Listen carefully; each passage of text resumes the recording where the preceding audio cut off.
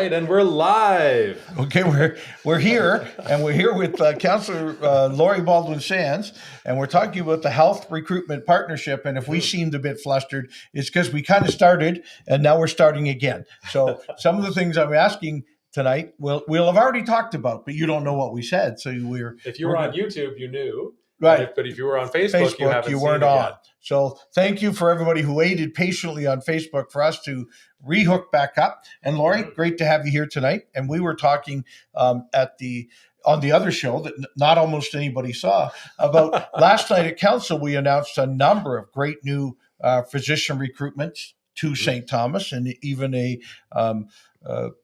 nurse practitioner also. So I'm going to let you share with us who's coming, how many we've attracted, and then we'll go into a bit of how the Health Recruitment Partnership has helped us attract them and what else is next. Thank you so very much, Joe, for the invite, and thank you, Grayden, for Thank having you for me showing here. up. This is our first time in this studio as a whole group. Yeah. So this is it's a historic moment for Established Media Studios. I finally have a studio set up. I can bring people in. We have proper soundproofing. Incredible, just incredible. So, Lori, thank you for coming. Mayor Joe, thank you for making the way over here from City Hall. Happy to be in your studio instead of my office. I know you don't have to just you can just walk in. We can go. You don't have to watch me set all the things up. And we said we wanted a studio where we could leave the equipment, kind of walk away at the end of the show. Grayden, you've done that. Now we're here. Lori, tell us about what we've accomplished. Thank you very much for that intro. The St. Thomas Elgin Health Recruitment Partnership has been in place since 2007. Last night at council, we were able to announce the addition of doctors that have applied for some of our incentive funding and are setting up practice here in St. Thomas. And you guys recruited a lot of doctors. We've been recruiting a lot of doctors. We are up to, I believe, since 2012, 40 that I have. 40 doctors. Plus these. Right. This is incredible. But the need is great. And more to come. And more to come, which you're stealing my thunder about more to come, but that's okay. The first one that I would like to tell everyone about is Dr. Allison Wright, because she is currently working part-time in our community, but she is going to increase it to a full-time practice. She is involved with the Talbot Family Health Team organization on Talbot Street. She is adding 700 more patients for a total of 1,150 patients. I also like to note that Dr. Wright also works at Southwestern Public Health. They're in a part-time basis as well.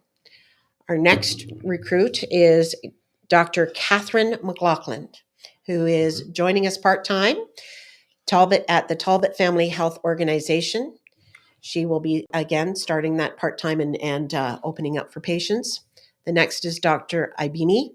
He is starting May 5th. He is doing a different program called Fee for Service, and that is available at 19 Elgin Street.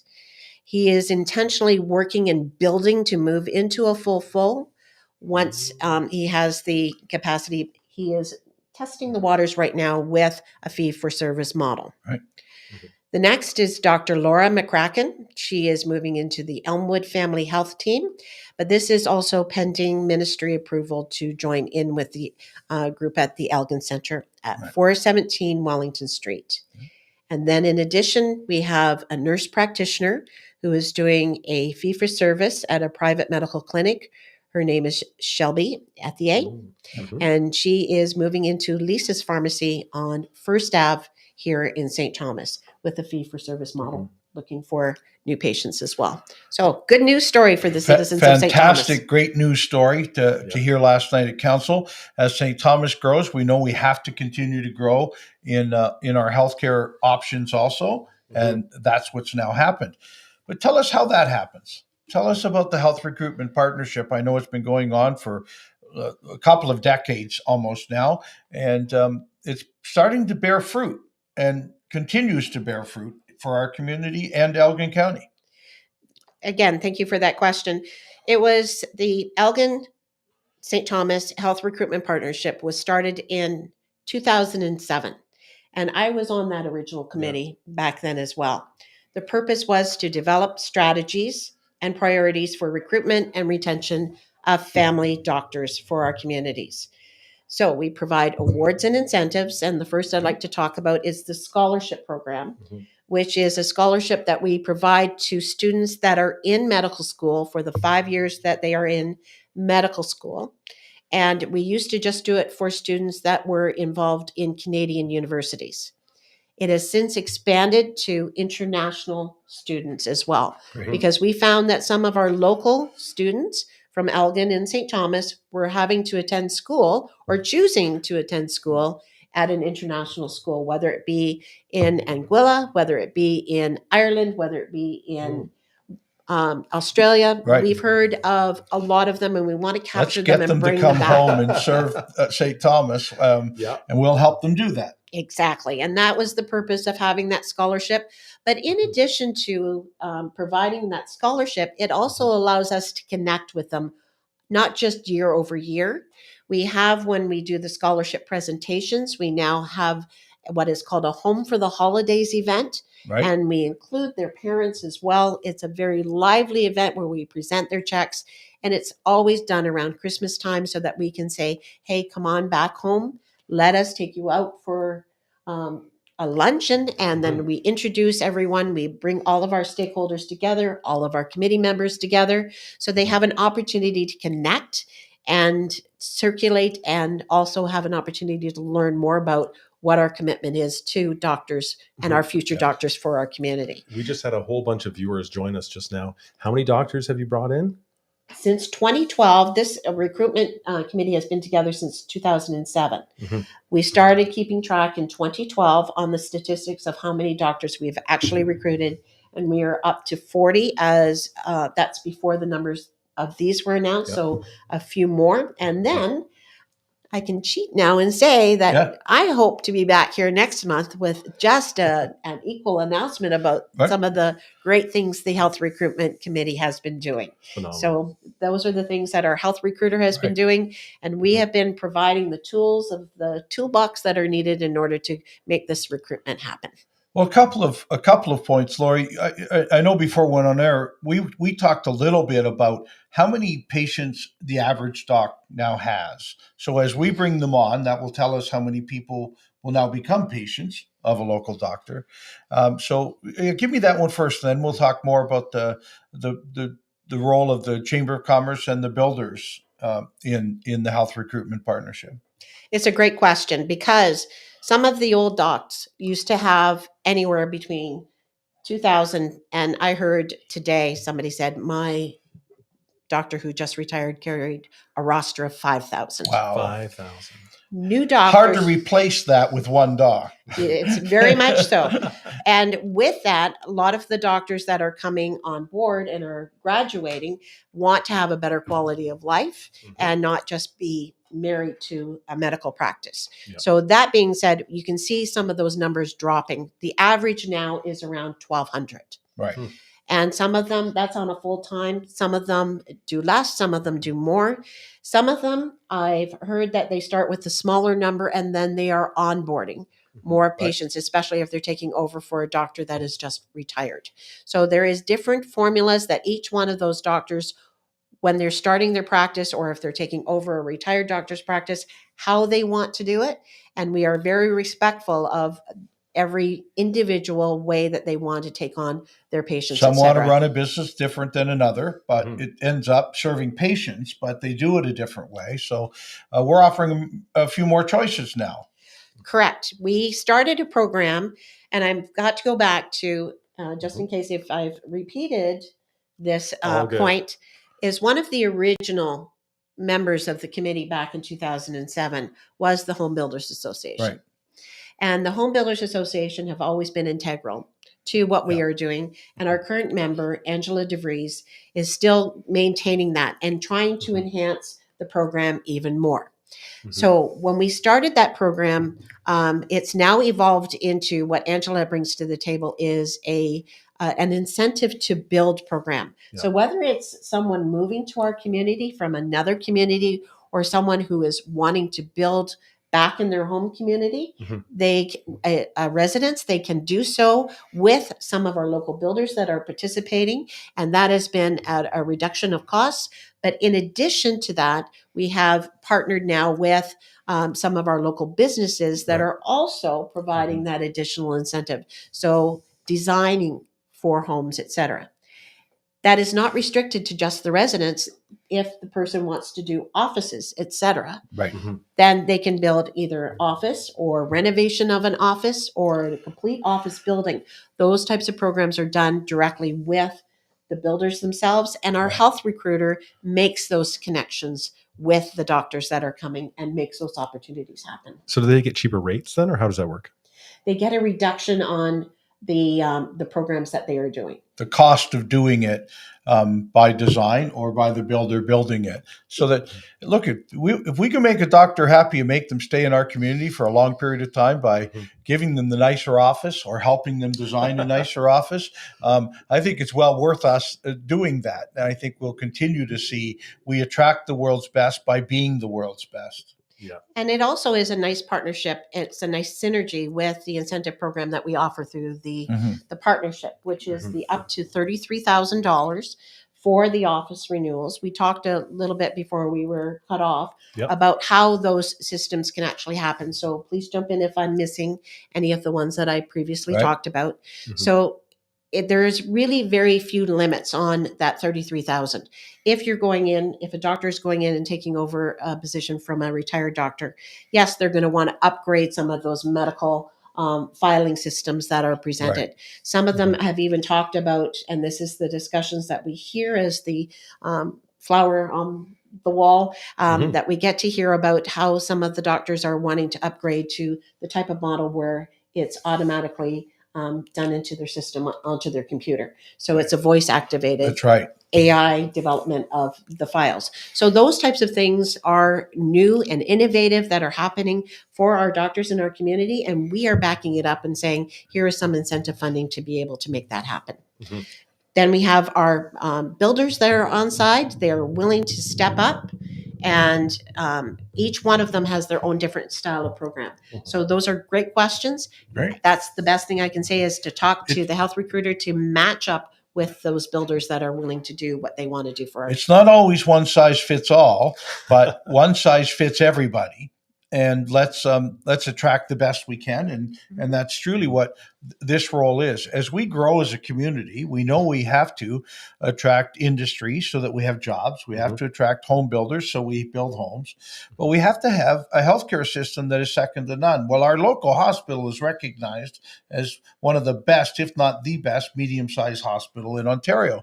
And our docs love being associated with that hospital. So that's another recruitment tool in itself. But,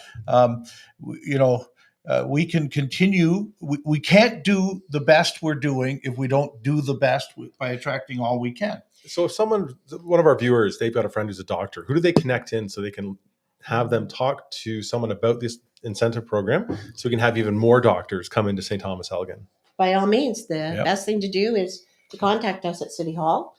The city manager is also involved with these incentive programs to make sure that they are done. We have the city manager for the city of St. Thomas, and we have the manager for the county of Elgin.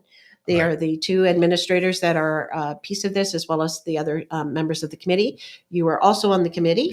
I am on the committee. We have our representatives, the elected officials. We have the mayor of Aylmer, Jack Cookett. And we also have the current warden for the county of Elgin, and that's Grant Jones. That is the complement of our elected officials. Then we have two family doctors that are part of the committee. We have one vacancy with those. One of our current doctors is very, very active in the committee itself, but we do have one vacancy in that. Well, we've just got 4 new ones. Maybe one of them. Well, I know that the health recruiter is already out there stirring it up and saying which would love to come on. But I think you also notice there's friends of doctors will be friends of doctors, so that doesn't hurt, right? And I would be remiss if I didn't include what we are working on and the pieces that we're doing with international doctors. Also, doctors that are coming home from international, we're making arrangements with some of our local car dealers to look at helping them have a vehicle for the time that they are here, trying to do all of the mapping, et cetera. And some are flying I back forgot and about forth. that one, but that's It's a another great really one. neat incentive. It's right? an incentive because they have Yep. no transportation when they're here. This allows them the freedom to be able to move in the community and go with the health recruiter, and then also go out on their own to be Right. able to see what this community across Elgin County has to offer. And we do take them also. We do have those relationships that we want to make sure that we continue to build. And that's one of the things that I said at council, how Right. it takes many, many years to foster this type of relationship with our doctors and the community members to make sure that we are building what we can, and those international doctors to inspire them to come here, because we have a lot of international things happening in our community. Do we ever? We've become cosmopolitan here in St. Thomas, and it works in whatever way it works, but provided we continue to grow with healthcare as one of the pillars of what makes St. Thomas as strong as it is. We've got some questions coming in. Do you want to jump to some of those questions? Sure, go. All right. So we got a question about the water treatment plant and why is St. Thomas funding a water treatment plant? I can deal with that. Okay. Well, first of all, as we grow as a community, we have currently one water treatment plant, the one off Push Line and Sunset. And as we've continued to grow both housing and industry in our community, we're starting to reach a level of capacity at that plant. And so about 5 years ago, we started talking about what we would do for a new wastewater treatment plant. Of course, it's very timely because then right after that, we did get industry that came to our community and said they wanted to be here. So we've been through quite a process on picking the site through the Ministry of the Environment and where it would be. St. Thomas is somewhat limited as to where wastewater recycling can be because we have Kettle Creek that runs through our community, and it has to be somewhere along that waterway as to where wastewater treatment could go. And so we've picked a site now west of Dalewood Lake. So it's after Dalewood Lake on the Kettle Creek watershed. And we'll continue to hold meetings and take information in on that site. And I think that closes on May 9th, the last of the information, the public information on that site. And that's why we're doing it. And that's where we're doing it. Very good. And then the next question is there a risk pumping sewage across the Dalewood Reservoir and Kettle Creek? And what is the plan if there's spillage? As I said, it's below the Dalewood Reservoir. Mm-hmm. So it's in the Kettle Creek. The access from the wastewater plant would come through into Kettle Creek only and not into the Dalewood Reservoir. Very good. Okay. And then there's some concerns around privatization of healthcare in St. Thomas. It says, how is council considering adverse effects from the privatization of healthcare in St. Thomas amidst continued affordability crisis? So I'm not sure exactly in particular what they're talking about. Are you aware of any privatization that's happening? The healthcare funding is provincial and ultimately federal. We do our job at attracting the providers here in St. Thomas. And as we've heard, there may be one or two that will start with a fee-for-service piece while they build up a patient base and then may join a FO or stay on their own. That's a private business decision of that doc. Lori, did I hit that one about right? I think that's we don't set how doctors charge for their fees for service. We try to attract them to come to our community to provide for patients. Correct. And we have so many patients that are right now needing a family physician. So we are trying to accommodate that, but we're also balancing it with, as you were saying, fee for service. But it's not just people that are in the province. The way I like to describe it is, what if we had someone from St. Thomas who left for a 2-year period to go to school? Mm-hmm. And I don't mean somebody who's going in for medical school. Right. And then chooses to come back to St. Thomas to set up, and they have a 6-month waiting period where they have to wait to be able to get their OHIP back. Right. Mm-hmm. So those type of people want to have the comfort of knowing right. that there is some place that they can go besides the emergency or the walk-in clinic. Right. This is yet And another earn a layer. bit of a living while they're doing that. Correct. And a layer and a little bit of different services. So we're looking at all of those different levels of servicing that we can provide and making sure that the people in our community have available options to them. Great. Very good. What else you got? We got a question about the impact for the bird population of the proposed water treatment plant. We have amazing hawks, eagles, osprey, herons, etc. that will be disturbed by the development. So that you do an ecological plan, do you not, before anything goes It's a very small footprint in a very rural area. If you look at the Bush Road plant, lots of raptors and other birds and such, very close to Pinafore Park and all of the great nature we have in our community. So I'm not certain it's a bird issue, Right. but it's a kind of undisturbed area once the plant is built.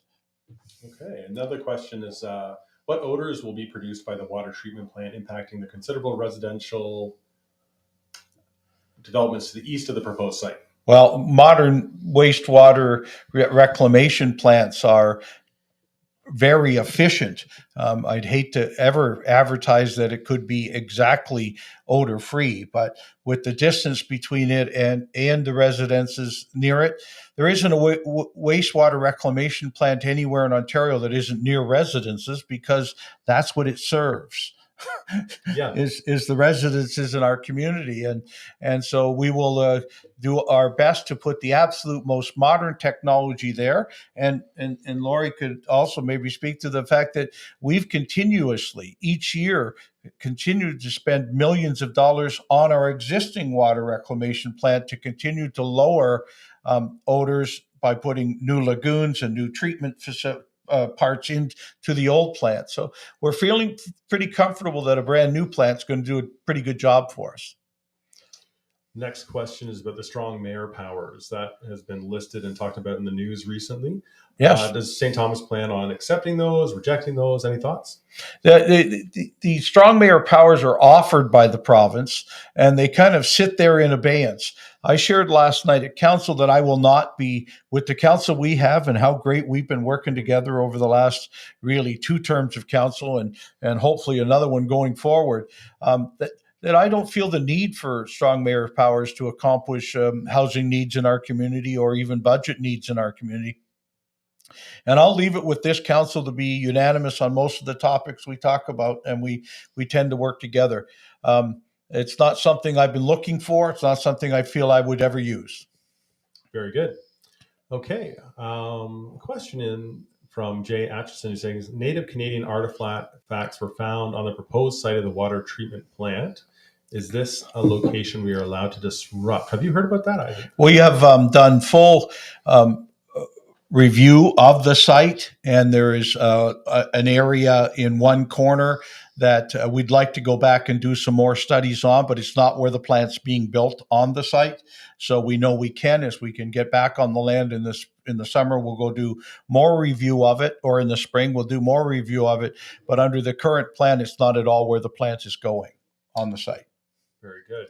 Will the new water treatment plant replace the old one on Sunset? No. It's in addition to it. As our community continues to grow, the Sunset plant does not have much more growth ability, but the new one we're building will be scalable and will be good for 5 decades, perhaps. As we grow as a community, it can be scaled up. We'll start not that big, but it will have the ability to do better. And as new technologies come out in the future, we can certainly incorporate them in the new plant also.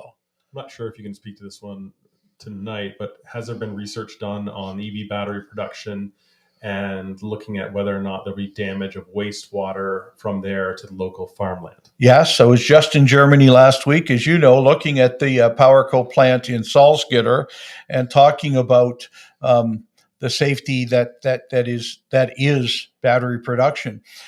First of all, I saw the Salzgitter plant just about finished now and equipment starting to be installed.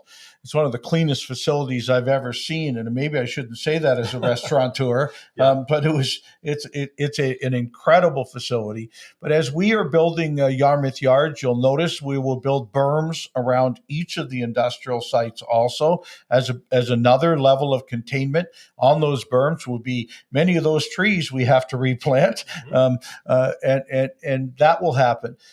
This is not farmland; that is industrial land now. So we certainly will make sure that there's nothing that ever leaves the site that could hurt anything on any side of it.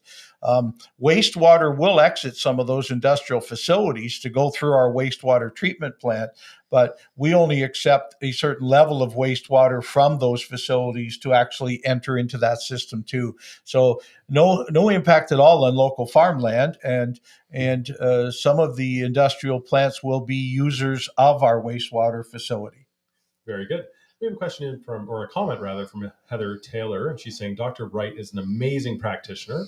I've been fortunate to have her as my family doctor for the last number of years. She goes above and beyond in her practice. Anyone who might be fortunate enough to have her as their physician will be very lucky. Well, I'm glad to hear that. Aren't we? Well, let's be proud about that one. Great. Thank you, Heather. Yes. And thank you for sharing that with us. That is, we hear that about Dr. Wright and are very, very pleased and fortunate to have her in our community. All right. And do recognize what an honor it is that she's chosen the city of St. Thomas to practice. Absolutely. And we've got Jay Atchison, and he's saying Waterworks Park has been flooding.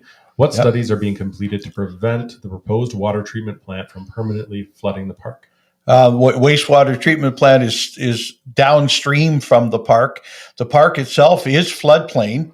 We know that, and Kettle Creek manages the floodplain activities in that area, and that's why it does flood. And no buildings are allowed to be where Waterworks Park is, because it is a low-lying area and it will flood. Certainly some conversation has taken place between council and Kettle Creek, and Laura, you serve on Kettle Creek, so you may be better at answering this than me, about whether the small dam in Waterworks Park should be removed, or what else we could do to prevent the type of flooding we see in Waterworks Park. But we say that's more of a natural activity that happens each spring and in heavy rainfall in a floodplain area. Well, I do appreciate those comments, but there is a relationship that has happened between Kettle Creek and the city of St. Thomas. Mm-hmm. So it's not just about the flood mitigation, it's about the talking of the two separate dams that are there. That's right. One is owned by and managed by Kettle Creek, and one is owned and managed by the city of St. Thomas. Right. So there's that relationship that's going on, that they're doing those studies over time in order to build the case that is required to see if those dams either need to be replaced or whether they need to be removed. Those things are still in the discussion phase, because there is still that data collection that happens years and years over time. But I will say that there has been some really great projects that have been happening in Waterworks Park. There have been many of the tree planting programs that we have down there. There is the new native prairie grasses that they're going to be establishing down there. It's even going to enhance further what a beautiful park Waterworks is. It's the most historic park we have in our community. It's one of my favorites, one that I've attended multiple times growing up in the north area of St. Thomas. So I will say that it's something that I take very strongly and dearly when I go to Kettle Creek, and as the city's representative there.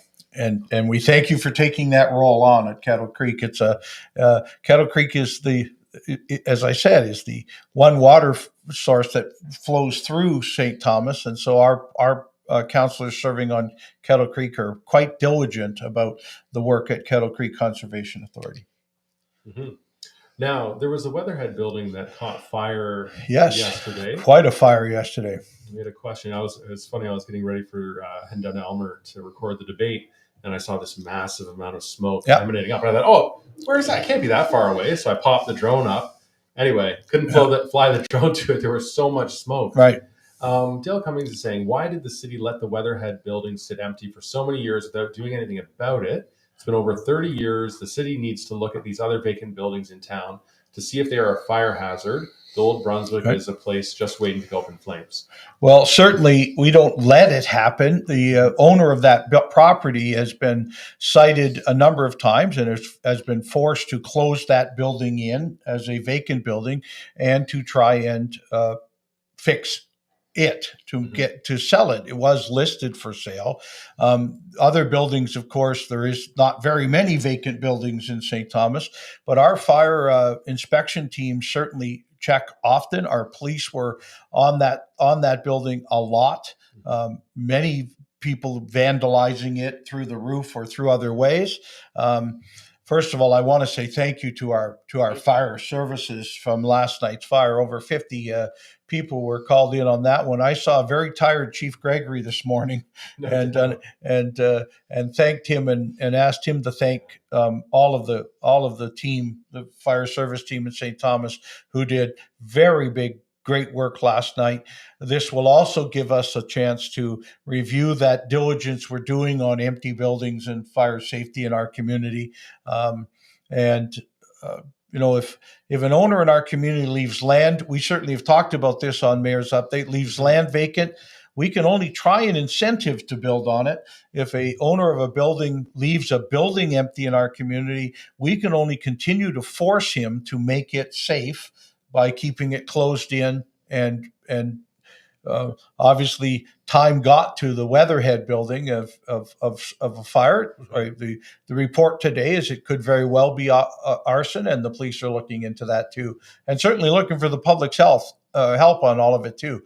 But again, thank you to our fire services and the great job they did last night. Thank you. If I could, bringing up the fire services, I'm greatly appreciative of that. Last year with that same property, I was involved with many of the neighbors in that area in regards to the tidy lot bylaw. And I will tell you, it was a tangled mess of trying to find out who the owners are, posting.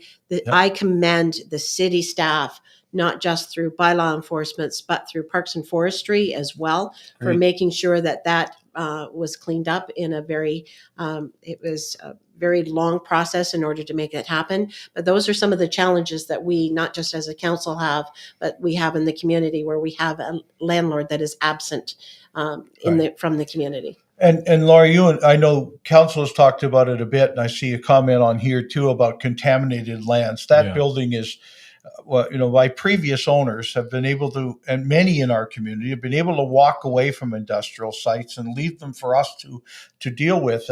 Even to the point of Timken, that land had to be cleaned up before we could put the commercial area there. The old Canron property had to be cleaned up before what is now the liquor store and the Fresco on that site. Weatherhead was no different than that. Victor was no different than that. We now own the old Victor Street property behind the Memorial Arena, but we've done some cleanup there and are getting ready. But our past comes back to haunt us, whether it's railway lands in the center of our city that have contamination from being railway lands, or some of our old industrial facilities. We continue to yell pretty loudly with the federal government and the provincial government to help us with some of these very costly cleanup efforts that have been left to us from decades before. Neglect. Mm-hmm. So what can the city do? Well, certainly there are ways of decontaminating land. Decontaminating buildings is even harder. You got to almost take it down and then rebuild. But when it's just land like the railway lands or the Victor Street property where the building was now gone, you really have to scrape the top number of feet off the property, and we'll find this as we move forward in the secondary plan for the railway lands. You have to incinerate the soil. Basically, you have to scrape down a certain number of feet, take it away, and incinerate it, and then build new on top of it. Or there's other ways of dealing with contaminated land now, and that's by capping it. But that's really building up another 6 or 8 feet on top of land, and that's not easy to do, because if you're going to dig out land so you're not too high, you might as well incinerate the land you're digging out. So that's where we're working on all of this. Very good. All right, we've got some other announcements to make here as well. We've got the snowplow. Winter Warriors. We have our 3 contest winners on the Winter Warriors. Grayden, tell us, do you have that list in front of you? I'll pull it up. All right. I don't want to. I know that the Snow Thornton was our number one winner. And so one of our big snow plows will be called Snow Thornton. And Control, Salt, Delete. Yep. It can be one of our other snow plows. And then I forget what Fran's was. This is one of the good ones. I should have prepared for this. Yes, go ahead. Sir Plows a Lot. Sir Plows a Lot. Yes. and there will be prizes for those three. Can you tell me who the winners were on those? I know Fran was that last one. So the Snow Thornton was Matt Winkler. So congratulations, Matt. Way to go, Matt. And then for number 2, Control Salt Delete, we've got Tina Peckham. So thank you for that. Yep. And then, of course, 3, Sir Plows Lot, Fran Dunseith of Caps Off Brewing. Congratulations. Right. Now, we know there's at least a Wendy's prize for each of you, but we think it's only fair that you get a St. Thomas toque or something to go with it, too. It is a snowplow naming piece.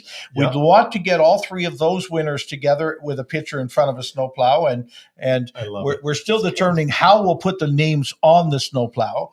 Yep. Right. We kind of surprised our works department and said, "Hey, we're naming snowplows." And they went, "Hey, sounds like a great idea. How are we doing that?" But we'll make it work. Thank you all for all of your help. Next year, we're going to run another contest on big snowplows and sidewalk plows again, and we'll name some more. And what's really cool too is the numbers. So like Snow Thornton got 73 votes, and then we had Control Salt Delete was 33, and Sir Plows a Lot was 20. I think it's good. It's good to look at the numbers there. Like that was Snow Thornton really cleaned up there. It did. Really took. It's my favorite. Business. So I said that kind of at the beginning, but maybe I influenced the voting. But I didn't even get to vote on this. I was away. So perfect. So with that snowplow, the stick is on the ice. Yes.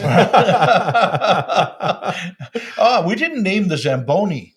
No, never mind. Well, we will.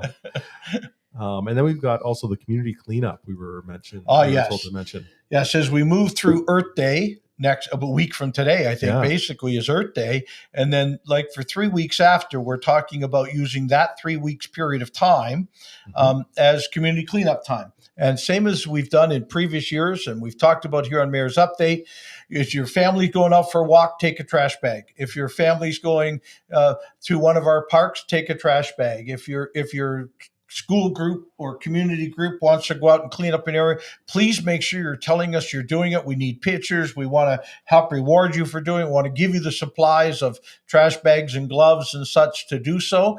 And Melissa in my office would probably be the conduit for that. In the mayor's office, and really looking forward to doing a really good shining up of the city of St. Thomas during Earth Day and moving forward through this spring. Boy, it's been a long winter, and it's going to take some shining up. Goodness, right? Yeah. And all of a sudden, it's cool out there again today. It's supposed to snow tonight? Did you guys It was snowing earlier today. Oh, get out of here. Wet really? snow. I was so cold. The worst. It was a big surprise. Please help us. Grayden will put some information in the comments. It's on. Okay, great. Melissa from the office sent it through, and I've popped it up there. Perfect. So and so that's how to get a hold of us. And if nothing else, call customer service, and they'll give you the right place to go to get supplies and let us know. Please, let's all get out there, certainly on Earth Day, and do a little cleaning up. But let's make sure it's a full spring event here in St. Thomas. And is there any other news from council that we should mention? Well, I should, if I could, mention about for the doctors. Yes. So if people are looking at one of the new doctors and finding out more information, the best recommendation I can for the ones that are not fee-for-service is to connect with our City of St. Thomas Facebook page and social media, because we'll be posting once we find out what the doctors want us to do in order to do that rollout. As a way to contact. We will be able to communicate that out through that method. Right. Another one that came out yesterday, Grayden, was another announcement from the Alliance to End Homelessness. St. Thomas was recognized along with 2 other communities across Canada for the work we've done on the elimination of homelessness. And this is like the 3rd time the Alliance to End Homelessness is mentioned us. Mhm. And that's available to you for you to read on Facebook also. Home show last weekend. Just incredible. It was. I know I got to work with Lori and a bunch of other of our counselors and staff at the home show. What a fun time it is in our community when we can fill the Joe Thornton Arena with businesses and talk about what is available in St. Thomas for you to do as far as fixing up your home or fixing up your yard or many other services. So there was an accessory dwelling unit there. There was. So you could apparently you can crane in this put it in your backyard and hook it up, and foot. you now have a new apartment in your backyard. Mm-hmm. And we allow accessory units, so it was there for that purpose. Yep. There's a couple more hoops to get over besides just getting a crane and putting it in your backyard. Nope, just pop it in there. Don't tell anyone. It might want water and power, so we'll get there too. Okay. It definitely will. They have a really nice bathroom. You can see some photos on the Established Media post about the home show. You toured the building too, did you? I certainly did. Right. Love the home show. We had 2 deputations also last night at council, so I wanted to make sure we shared with those groups. Mm-hmm. The Ignite Youth Center came in, in its 25th year or 20-some year to tell us what the youth group does, the Ignite group does downtown, and ask for some city help along the way. And we also had the Canadian Mental Health Association in last night to tell us all of the incredible things they're doing, and kind of behind the scenes, but certainly some great rehab beds that are now available, some great addiction support programs that are happening in our community, and certainly a lot of great mental health support in our community too, working together with our Housing and Social Service Department and many other community groups. So those are the biggest things. Gee, I made council sound really fast, didn't I, doing this? We had the annual report of Ontario Works last night. Once a year, our Ontario Works group comes and tells us how they've been doing, what their numbers look like, what they're kind of looking at this year. We've got a bit of uncertainty, of course, with the tariff things that are happening, and we've got great businesses coming to St. Thomas and a bit of we just don't know happening in worldwide economics. And so we want to make sure we've got all the things in place we can do as a municipality to aid businesses and employees in our neighborhood, in our communities. And I know the other levels of government are looking at it that way too. Thank you so much. Quick question from Brett Longfield is, what is the local bylaw for accessory dwelling units? You're allowed. Okay, and that's the simple answer. but there's other answers. Certainly, you have to have enough parking to add another unit to your house, is one. It must be able to be hooked up to the services, wastewater, electrical. Absolutely. And then accessory units can be simply a new basement apartment. Mm-hmm. Fairly easy to do. Or in this case, the granny flat you saw, I call it a granny flat, and that's probably. I think it's pretty. Right. And you can do 2 different foundation types with that. They're talking about like this screwing foundation where you take a screw and you put it all the way down in, and then you land on top of that. Right. But your lot size has to be big enough that it won't be nudging up on what would be the outer limits of what could be on your lot size. Mm-hmm. But we've seen many of the larger homes in our community become 2-plex and 3-plex and 4-plex, if that's what the owner wants to have happen. But but the accessory units now with a full basement apartment, and then an accessory unit either in a garage or in a backyard, up to a 3-plex on houses, provided the parking is there for the ability for those apartments to work. So some will work, some won't. And please come to our planning department, and they'll answer all of your questions with no charge on, can I do this, before you have to. But many communities make you draw up plans, and very expensive plans, before such time as you even get started. Ours will do that pre-planning meeting across the counter or with you at a desk in there and tell you that's not possible in your yard, or what a great idea, let us help you with that. And so we're a little more open to getting things done in our community. Absolutely. We've got a request in from the Friends of the Public Library as well. Oh, great. They've got their bidding now live on their auction. So the Friends members is opening April 14th and April 21st for everyone. And I'm going to put the link in there for that as well. Great. Let's Very make sure good. we talk about that again next week too. Mhm. Absolutely. And let's not forget Easter this weekend. Lord, I Yes. almost I did that wanted last to- night at council too. I wanted to remind you yet again. Yes. As I reminded you last night. Easter. Well, it's a Good Friday coming up. No, and Good Friday and Easter Sunday, and so we have no transit on Good Friday, but we're on normal hours the rest of the weekend here in the city, and we want to help you all have a happy Easter this weekend. It's so City Hall is closed on Friday and on Monday. Council is on Tuesday night next week because we're closed on Monday. So a little bit of a longer weekend for us this weekend, but with Easter. We have to go hunt apes. Yes. There you go. And there's many community events going on with the attending. So check on social media and Facebook as well, so that you can find out what is going to be around town on that day. Right. And Agreed. And Dale, thank you for reminding me. The Knights game is on tonight after we get Mayor's update off air. You're leaving already. Okay, I'll catch up on my way home from Grayden's studio. Yeah, and then I'll be at the Kinsman in the early morning at Pinafore Park they've got over 800 pounds of chocolate. So I'll be taking photos, as I always do, of the kids with the bunnies, as well as the Easter egg scramble, and then I'll be participating in the Downtown Development Board Easter Shop Hop. There's different specials on throughout the downtown core. So please, if you're around and available, look for a big bunny. Yeah, it's gonna be fun. Yeah, great weekend for the citizens of the city of Let's St. Thomas. get warm after tomorrow, okay? Oh, yeah. And the job fair. Oh yes, job fair. We forgot. We've been saying it all along. We better talk about it now.